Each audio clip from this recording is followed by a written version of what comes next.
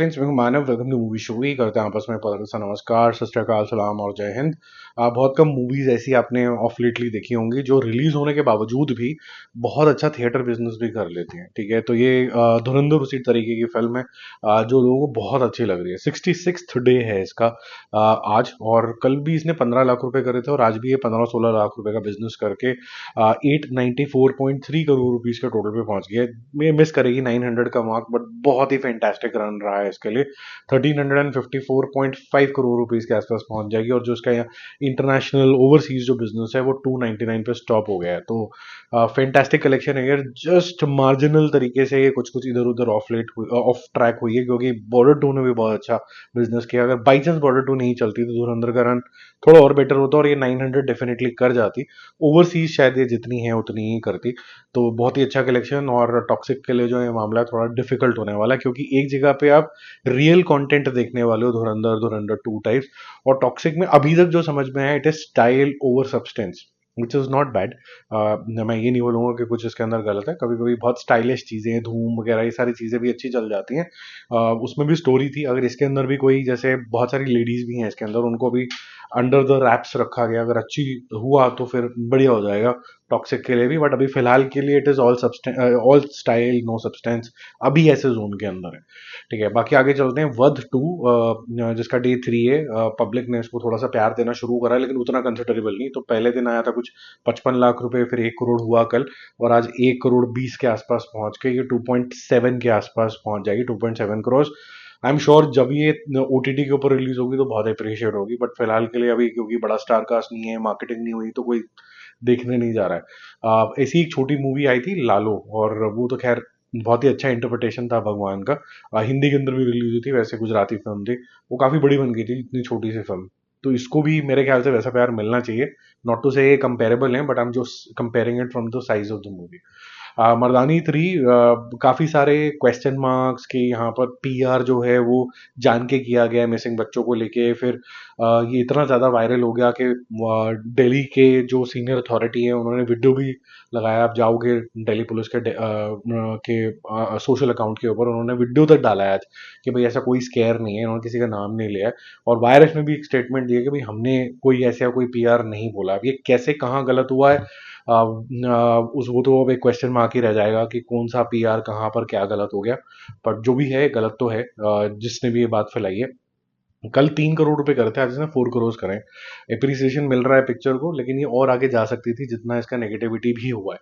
33 crore plus 4 crore हो जाता 37 करोड़। आज ये 50 करोड़ क्रॉस कर लेगी, 52 करोड़ रुपीज के आसपास इसका ओवरऑल कलेक्शन हो जाता है। इसका राइटफुल जो बिजनेस था, अगर ढंग से अगर इसको प्रमोट किया जाता, ढंग से इसकी कॉन्वर्सेशन होती, तो ये 75 करोड़ प्लस वाली पिक्चर थी।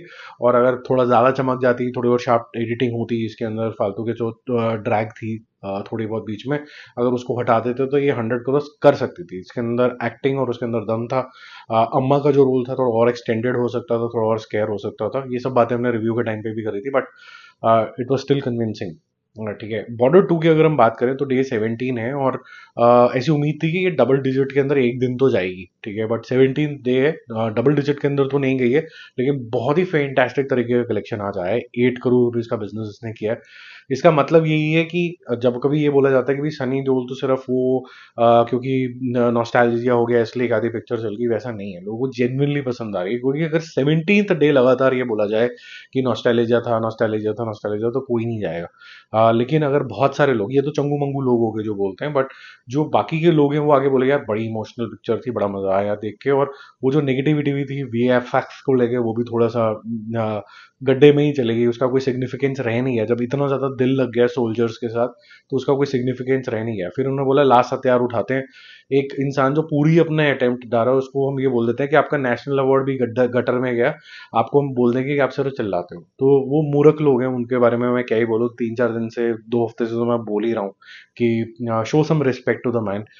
इतनी डिग्निटी तो रखो, इतनी बॉल्स तो रखो कम से कम कि यार अगर आपको कंपेयर ही करना है तो कोई ढंग का कोई मैटर उठाओ। ये मैटर उठाना मतलब रिडिकुलस मैटर है कि आप सिर्फ चिल्लाते हो। ठीक है, तो क्या ही बोलूं। मतलब this is the most disappointing, I would say, trolling that I ever seen. आप कुछ भी कर सकते हो, लेकिन ये जो है ये काफी ज्यादा डिसअपॉइंटिंग था मेरे लिए पर्सनली। बट एनीवेज वो उसकी किस्मत उसको लेके जाएगी जहाँ सनी देओल को लेके जाना, he signing films, public is liking him. तो एंड दीज चंगू मंगूज आर, मतलब they are just busy in their hate, right, वो भी शान से। तो 5 करोड़ रुपए इसने कल किया था, 8 करोड़ रुपए करके ही पहुंच जाती है 340 करोड़ रुपीज आज का टोटल, और लगभग लगभग 452 करोड़ रुपीज के आसपास इसका वर्ल्ड वाइड कलेक्शन भी हो जाता है, जिसमें 55 करोड़ ओवरसीज से हैं। अगर ये ओवरसीज भी बहुत बड़ा धमाका करती तो आज इसके जो नंबर्स हैं वो 600 करोड़ तक टच कर रहे होते। तो वो तो नहीं होगा, लेकिन ये 500 करोड़ तक अभी भी जा सकती है, 475 से 500 के बीच में जा सकती है, क्योंकि अभी भी कोई बहुत बड़ी बड़ी सिग्निफिकेंट मूवीज नहीं है एक्सेप्ट ओ रोमियो जो बीच में आएगी। वो किसी भी तरीके से कर सकती है, या तो लोगों को बहुत पसंद आएगी या फिर नहीं आएगी, या तो उसका जो बिजनेस होगा वो 50-55 वर्ल्ड वाइड पे खत्म हो जाएगा इनिशियल एक्साइटमेंट के बाद, या फिर वो ऐसी पिक्चर होगी जो कबीर सिंह के हिसाब से 200 करोड़ क्रॉस करेगी, इस तरीके के जोन में वो जाएगी। लेकिन कंसिडरिंग कि विशाल भारद्वाज की फिल्में ज़्यादातर अप्रिशिएट होती है, पैसा नहीं कमाती हैं, तो वो भी क्वेश्चन मार्क ही है, और वो लोग वेट ही कर रहे हैं कि इतना टैलेंटेड आदमी, खुद विशाल भारद्वाज भी और शाहिद कपूर भी, ये कब वो वाली हिट देंगे कि मतलब 500 मार दिए सीधा ही। तो पैसा भी कहीं ना कहीं लोगों के दिमाग में चलता है कि कितना कमा के दिया है, बट अगर हम पैसा को 2 मिनट के लिए हटाएं तो Shahid Kapoor is a good artist, I think. लोगों को तो लगता है कि उसके अंदर पोटेंशियल है, तो उसकी ट्रोलिंग भी नहीं होती है इस तरीके से कि आपने एक्टिंग ठीक नहीं करी है या फिर आपकी फिल्मों की चॉइस ठीक नहीं है, ये सब है। बट यही होता है कि डायरेक्टर ने सही काम नहीं निकलवाया, या फिर स्टोरी ऑफ ट्रैक हो गई तो उसकी वजह से पिक्चरें नहीं चली, या फिर कभी उन्होंने कोई रीमेक बनवा दी जैसे देवा के केस में हुआ, तो वो सब हुआ। But coming back to Sunny Deol, I think he deserves all the respect what he's trying to achieve at the age of 68, and not just the age, the look at his commitment यार, बहुत ही बढ़िया है।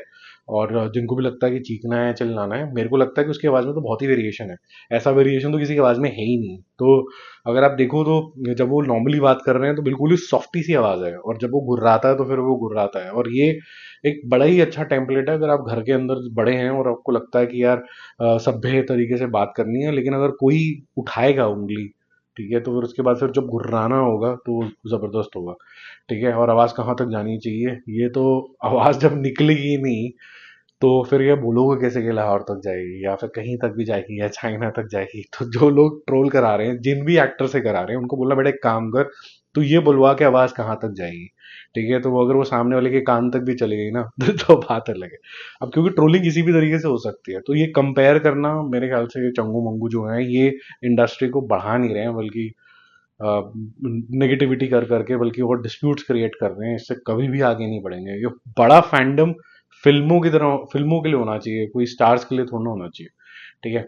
जैसे कि मैं बोल रहा हूँ जाते जाते एक स्टेटमेंट और, कि मैं ये नहीं बोल रहा हूँ कि यश के लिए आप नेगेटिविटी करने लग जाओ कि भाई उसके अंदर बोल्ड सीन दो क्या है। आप में से जो लोग भी ये बोल रहे होंगे नेगेटिविटी इस वजह से कर रहे होंगे, इतनी सारी फिरंगी पिक्चरें जाके देखा तो जिसमें इससे भी इंटेंस सीन होते हैं, ठीक है। The point is not the intention, point is that with what intention that movie has been created. वो सिचुएशन क्या है, अगर वो आपको ठीक लगेगी तो आप टॉक्सिक भी जाके एंजॉय करना, उसमें क्या है। आज की डेट में आपको वो समझ आ नहीं पाया जो जिसने वो ट्रेलर या टीजर काटा, इंट्रोडक्शन काटा, कि ये स्टाइल के अलावा मैं क्यों देखूं। तो वो जो रीजन नहीं दे पाए, इसका मतलब ये नहीं है कि हम इसको नेगेट कर देंगे। उसकी सिनेमेटोग्राफी जेन्युइनली क्लास अपार्ट है जितना हमने देखा, ठीक है। बाकी देखते हैं उसकी पिक्चर की किस्मत में क्या लिखा है, कि क्या वो स्टाइल रह जाता है या फिर उसमें कोई सब्सटेंस भी है। तब तक जय हिंद।